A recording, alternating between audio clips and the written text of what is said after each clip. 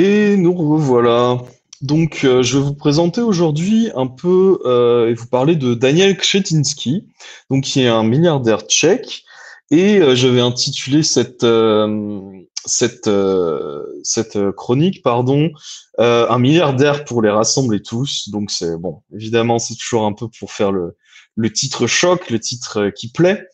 Mais oui, je vais donc vous parler de ce monsieur, Daniel Křetínský, et dans un cadre assez particulier qui est celui de la concentration des médias. Alors, avant toute chose, je vais vous citer quand même quelques sources que j'ai utilisées pour préparer un peu cette chronique, et notamment remercier deux personnes qui sont Chloé, qu'on avait accueillie ici pour la fresque du climat, mais qui fait aussi partie d'une organisation qui s'appelle Reset.cz, donc qui est une organisation écologique qui a publié un rapport justement sur cet homme, sur ce milliardaire, Daniel Křetínský. Et aussi Avril qui m'a fourni cette documentation. Donc Avril qui faisait des chroniques ici et qui est de la NUP Prague, entre autres. Elle fait aussi partie de l'association Consent à Prague. Donc voilà, je vais utiliser beaucoup ce rapport de reset.cz. Je vais aussi utiliser un article de journal de La Relève et la Peste que je vous enverrai les liens au fur et à mesure enfin un peu plus tard dans la soirée. J'ai aussi utilisé un petit peu le rapport de la commission d'enquête du Sénat sur la concentration des médias qui s'était passé en 2022. Et aussi cette carte, celle que vous voyez actuellement là à l'écran, c'est en fait la carte de qui possède quoi dans les médias français, qui a été faite par le Monde diplomatique avec l'Observatoire des médias Acrimed. Donc ça aussi, c'est une des sources que j'ai utilisées. Et il y avait aussi une vidéo sur la concentration des médias de Blast que je vous enverrai aussi un petit peu plus tard dans la soirée. Donc, Mathias avait déjà fait une chronique sur la concentration des médias, donc je vais pas vous rappeler la totalité des faits, mais je me disais que visuellement, déjà, qu'est-ce que c'est que la concentration des médias? Eh ben, c'est ce qui choque en fait dans cette image directement. C'est en fait, qu'est-ce que ça représente ici? On a à l'extérieur tout à l'extérieur de la zone, ici sur la zone externe du visuel, on a en fait tous les médias, donc toutes les grandes chaînes de télé, les grandes chaînes de radio, les journaux, etc. Et donc en fait, on voit au centre, à côté on voit au centre en fait une poignée de personnes qui sont en fait les propriétaires de ces médias. Donc on voit que en France, il y a une extrêmement grande diversité de médias, mais qui, comme on le sait malheureusement trop depuis un certain moment, qu'il y a vraiment une trop faible poignée d'oligarques, de millionnaires, de milliardaires, pardon, qui possèdent ces médias. Et donc ça pose effectivement un certain nombre de problèmes démocratiques et éthiques et déontologiques. Alors, en France, grosso modo, il y a 11 milliardaires qui détiennent environ 80% de la presse quotidienne généraliste, 60% de la part d'audience à la télévision, mais aussi près de la moitié des radios. Donc on pense souvent à des personnes comme Vincent Bolloré, Xavier Niel, Bernard Arnault, les fameux amis Bouygues et Dassault, mais aussi Patrick Drahi, etc. Mais alors, pourquoi est-ce que ça les intéresse tant, ces milliardaires, les médias?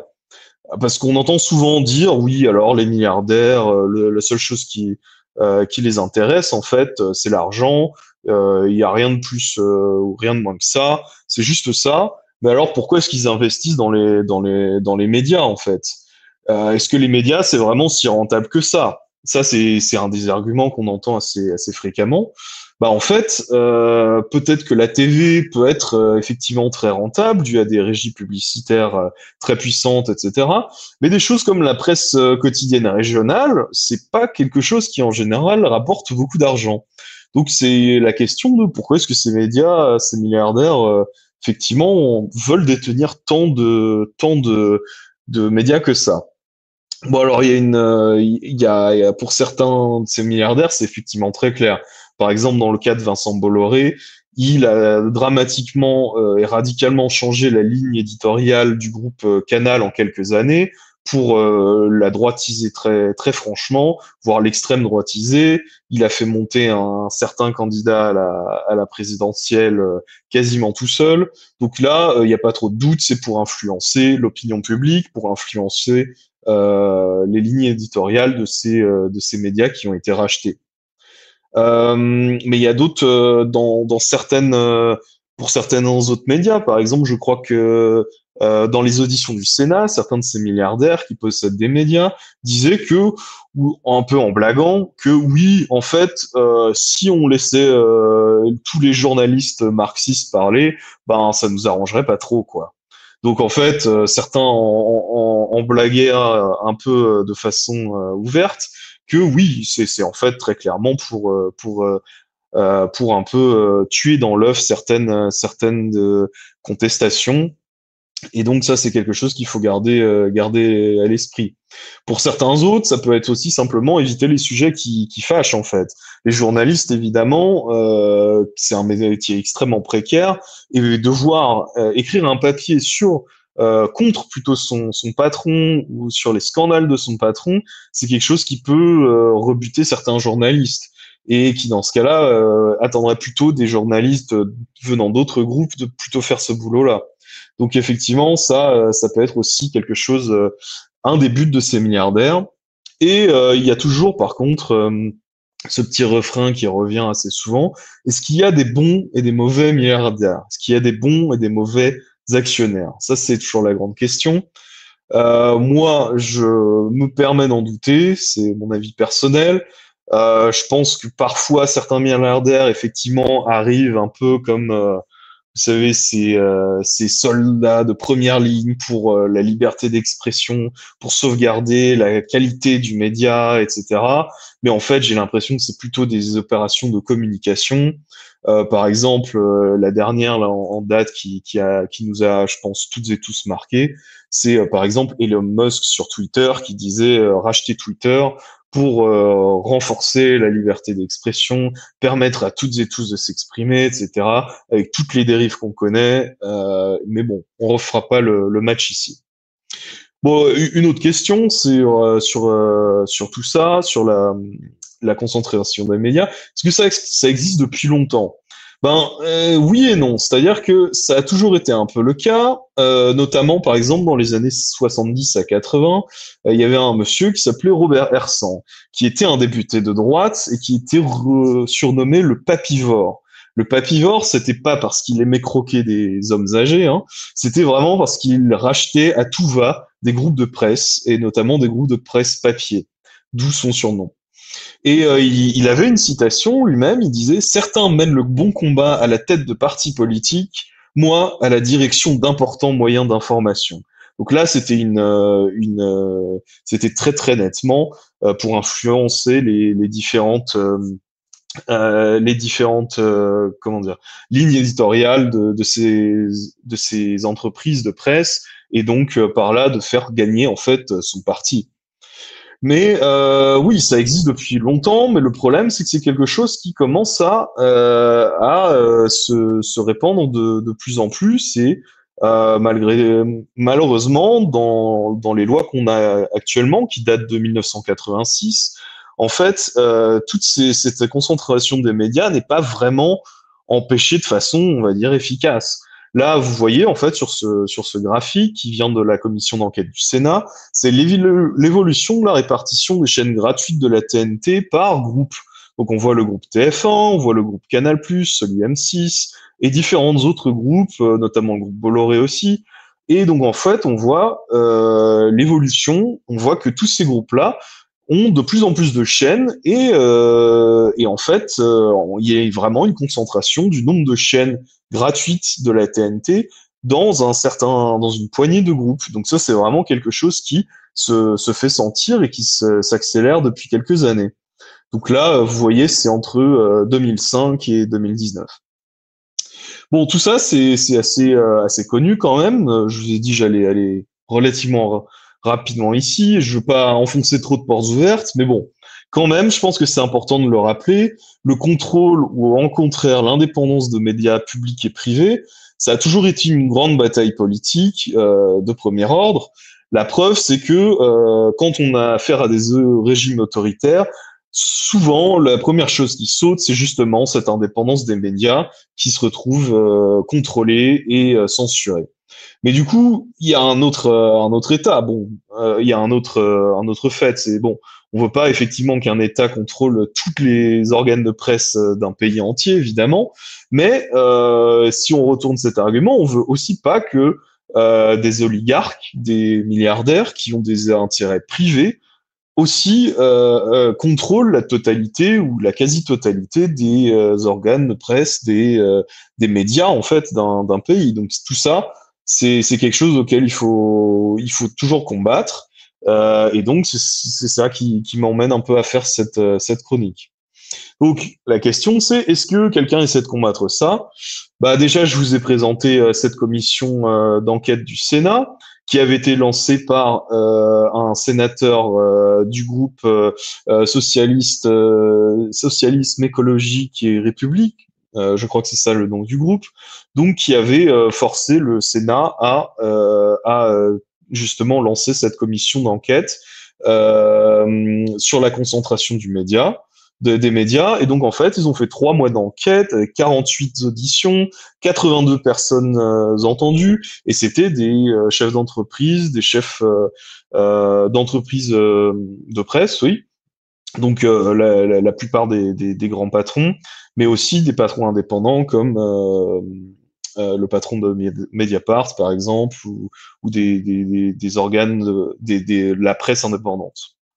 Donc ça c'est quelque chose qui a déjà été fait. Bon c'est très bien, mais le problème c'est qu'on connaît le Sénat. Malheureusement ça fait des années qu'il est à droite quand même et très largement à droite. Donc en fait ce rapport il a été fait, il a quelques propositions, mais bon ces propositions vont aller un peu dans un vide institutionnel parce que je pense pas que la majorité de ces propositions là vont faire consensus à gauche et comme à droite sur comment est-ce qu'on devrait faire pour empêcher des milliardaires de concentrer un certain nombre de médias.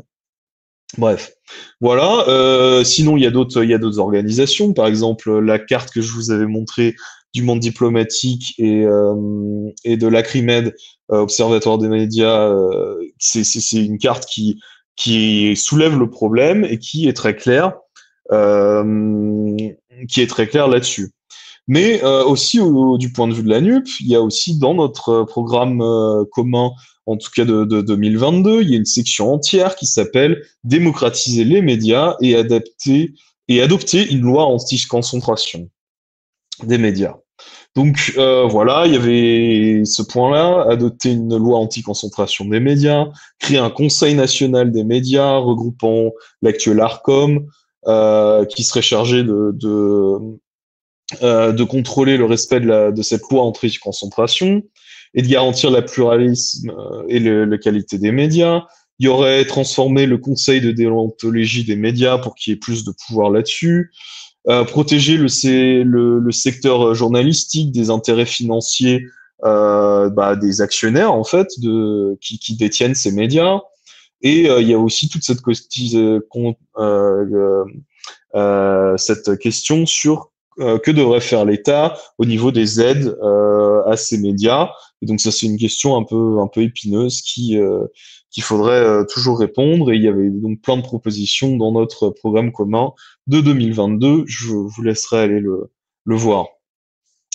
Bon, tout ça c'est très bien, mais j'avais promis que je vous parlais de Daniel Křetínský. Donc pourquoi est-ce que je vous en parle? Bah, écoutez, quelque chose de très simple. Si on revient à notre belle carte ici des médias français, vous voyez, j'ai entouré en rouge Daniel Křetínský, qui est donc est l'un des milliardaires qui possède un certain nombre de médias en France. Alors, qui est-ce que c'est qui est ce monsieur finalement? Bah, écoutez, c'est un docteur en droit. Il a été formé à l'université Masaryk de Brno, en République tchèque. C'est le fils d'un prof de fac, d'une juge constitutionnelle. Donc, il connaît il sait comment marchent les institutions de son pays, mais c'est surtout l'un des plus riches businessmen, un avocat d'affaires de Tchéquie, et il détient ce qui est récemment devenu la plus grosse entreprise tchèque. Donc sa fortune est estimée à 9,5 milliards de dollars. Donc ça fait pas beaucoup par rapport à Bernard Arnault, par exemple, mais bon, quand même, c'est un milliardaire. Et il a fait cette fortune sur le dos de la planète, sur le dos de l'Union européenne, dans le domaine de l'énergie fossile. Donc ça, je vais vous en reparler un petit peu plus après.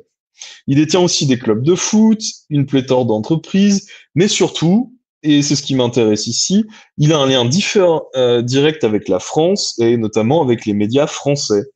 Donc ici, sur ce graphique que je vous montre, tout ce qui est en rouge, c'est donc en fait c'est souligné en rouge ou encadré en rouge. C'est des médias sur lesquels je voulais parler, hein, et revenir un peu.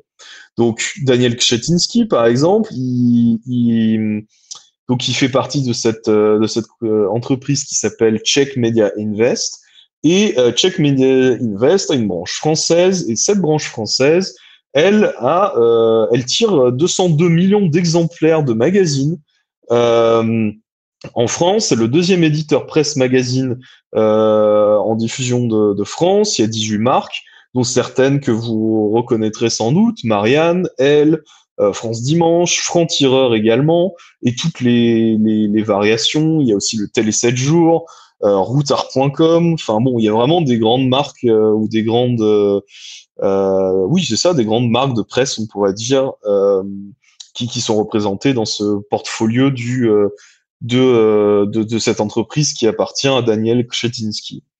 Notamment, ils sont très fiers sur leur site internet de dire que 29 millions de Français sont en contact chaque mois avec une marque du groupe. Donc, en fait, ce monsieur, Daniel Křetínský, qui a racheté tous ces magazines, notamment quand Lagardère voulait les vendre, peut toucher 29 millions de personnes comme ça, potentiellement, par la vente de ces magazines. Mais c'est pas uniquement ça. Daniel Křetínský a racheté récemment des parts pour pouvoir apparaître dans le capital du Monde et de l'Obs aussi. Donc ça, c'est quelque chose de quand même assez notable aussi. Donc le Monde et l'Obs, il y a aussi Xavier Niel qui a un grand nombre de parts. Mais voilà, donc ça c'est quelque chose qu'il faut noter. Voilà, là, j'avais d'ailleurs un point sur Le Monde. Donc juste pour vous faire un mini point sur comment ça se passe au Monde. Donc il y a 25% des actions du Monde qui sont réservées à la société éditrice du Monde, qui en fait regroupe, c'est le pôle d'indépendance des journalistes. Et donc en fait, c'est des actionnaires qui se tiennent à l'indépendance des journalistes, qui gardent 25% de toutes les actions de ce groupe-là. Mais il reste quand même 75% d'actions qui sont divisées entre plein de milliardaires différents. Et notamment, vous voyez, vous aviez Mathieu Pigasse, Xavier Niel, Madison Cox, donc des gens qui sont plus ou moins connus du grand public, on pourra dire. Mais Daniel Křetínský, donc, a voulu racheter, en fait, a racheté 49% des parts de Mathieu Pigasse ici. Et donc, il a un point non négligeable il a un point non négligeable dans les actions du Monde. Et en fait, ça a inquiété directement en 2018 quand il voulait racheter ces actions-là. Ça a vraiment posé des questions au pôle d'indépendance du Monde, donc le pôle des journalistes, qui demandait, mais ok, c'est qui ce bonhomme? Qu'est-ce qu'il nous veut? Est-ce qu'il peut nous promettre une garantie éditoriale, une indépendance éditoriale? Est-ce que c'est vraiment acceptable? Et il parlait même de brutalité du rachat. Donc en fait, ça c'est quelque chose qui a vraiment marqué les esprits à ce moment-là. Un autre point sur les côtés un peu moins ragoûtants de Monsieur Křetínský. Donc là, c'est plus récent, c'est en avril 2022, donc c'était en plein dans les élections présidentielles. Je vous ai mentionné qu'il a racheté Marianne, et donc en fait, la direction, la rédaction de Marianne a accusé leur actionnaire principal, donc Daniel Křetínský, d'avoir changé la une simplement de Marianne parce qu'il la trouvait un petit peu trop dure envers Macron. Donc voilà, ça c'est le genre de choses que peuvent faire certains milliardaires, certains actionnaires à la ligne de de leurs entreprises de presse. Voilà, donc ça c'est quelque chose que je voulais mentionner.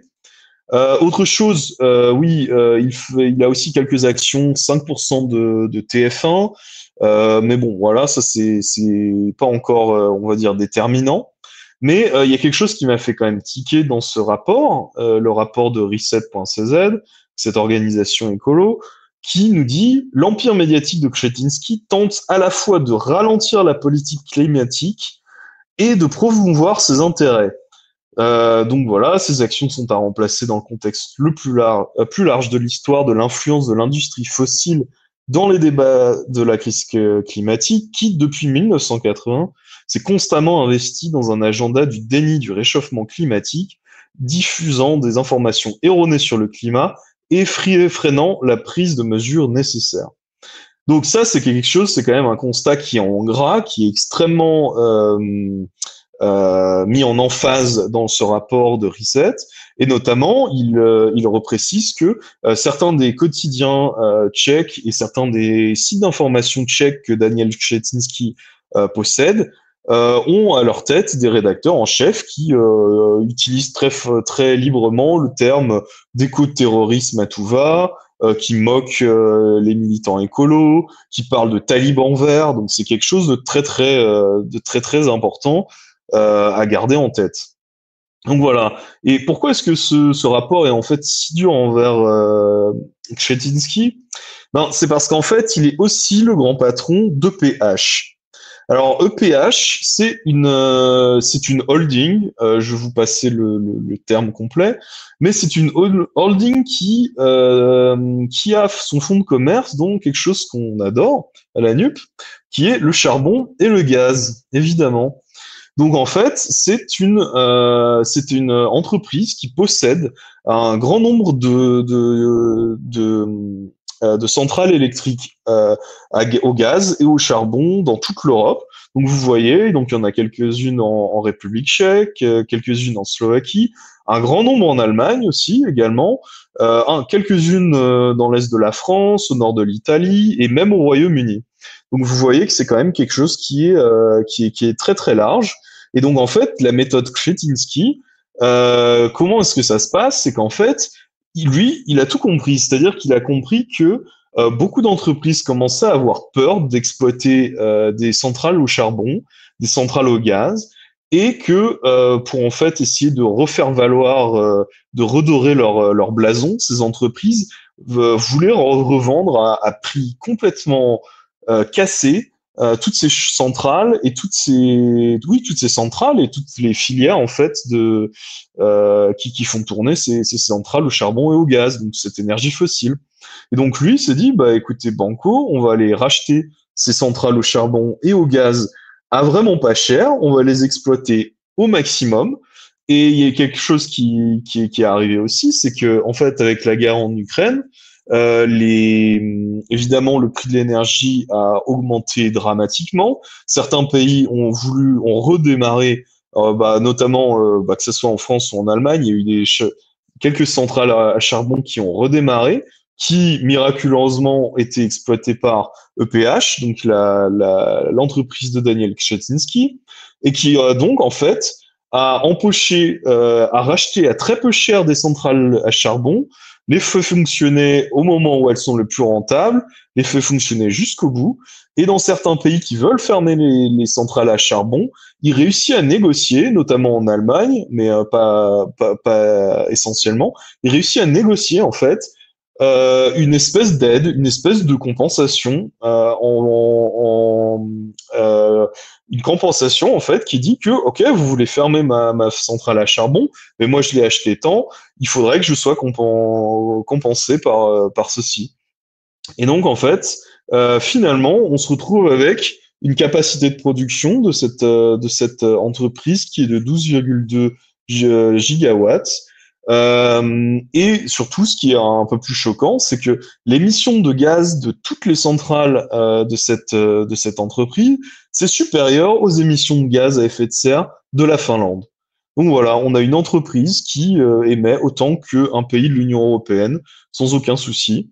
Et juste pour être complètement transparent là-dessus, c'est seulement la troisième plus grosse entreprise de gaz et de charbon en Europe. Il y en a deux autres plus grandes, une allemande, me semble-t-il, et une polonaise. Voilà. Donc ça, c'est quelque chose qu'il faut savoir au niveau de Daniel Kretinsky. Et donc, si on regarde un peu les bénéfices de son entreprise, en 2020, il faisait environ 8,5 milliards d'euros. En 2021, ça a largement augmenté 18,9 milliards d'euros. Et là, il y avait une estimation qui tournait pour l'année 2022, avec toutes ces hausses de prix notamment. Il s'est pensé que presque 30 milliards d'euros de bénéfices pour cette entreprise. Donc en fait, en 3 ans, Daniel Kretinsky a multiplié par 3,8 les bénéfices de son entreprise de charbon et de gaz. Voilà. Donc ça, c'est quelque chose quand même qu'il faut garder en tête pour se dire un peu, ok, c'est qui ce bonhomme, pourquoi est-ce qu'il vient acheter des médias en France, etc. Bah écoutez, apparemment, il a beaucoup d'argent à faire valoir, et donc il arrive en rachetant, et sans doute pour essayer ensuite de peser plus tard dans le domaine énergétique en France, potentiellement. Et donc, juste, je voulais faire une petite parenthèse juste pour finir là-dessus. Comment est-ce que ça marche EPH? Bah en fait, c'est quand à la NUP on vous dit il faut faire attention avec à qui on donne son argent dans une banque, etc. Ça, c'est quelque chose qui s'y est très net en fait dans EPH. Dans ce rapport, on voit qu'en fait, bah la Société Générale en fait, c'est l'un des plus gros fournisseurs d'argent, de prêteurs d'argent de PH. Donc ça, c'est quelque chose qui est très net. La Česká spořitelna, qui est donc en fait une espèce de banque d'épargne, une des grosses banques tchèques, bah, donne aussi très régulièrement de l'argent à EPH, tout comme Raiffeisenbank, qui est une banque autrichienne. Et voilà, donc il y en a un certain nombre. Il y a aussi ING, HSBC, etc. Donc c'est vraiment quelque chose un système qui perdure depuis un bon moment. Et donc ça, c'est quelque chose sur lequel je voulais un peu insister.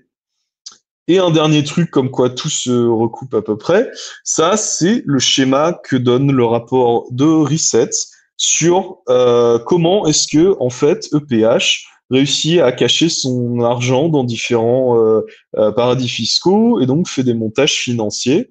Et donc, en fait, ce qu'on voit aussi, c'est que très clairement, il y a l'État slovaque qui donne aussi à une entreprise publique ou semi-publique d'électricité. Et donc, en fait, ça revient plus ou moins dans une holding qui finalement, en fait, détient la compagnie qui fait tourner les centrales de PH, les centrales de Daniel Kretinsky.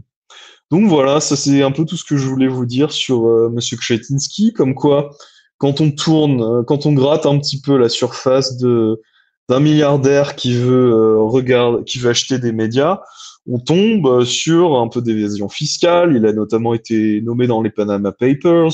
On trouve des banques qui prêtent à des entreprises d'énergie fossile.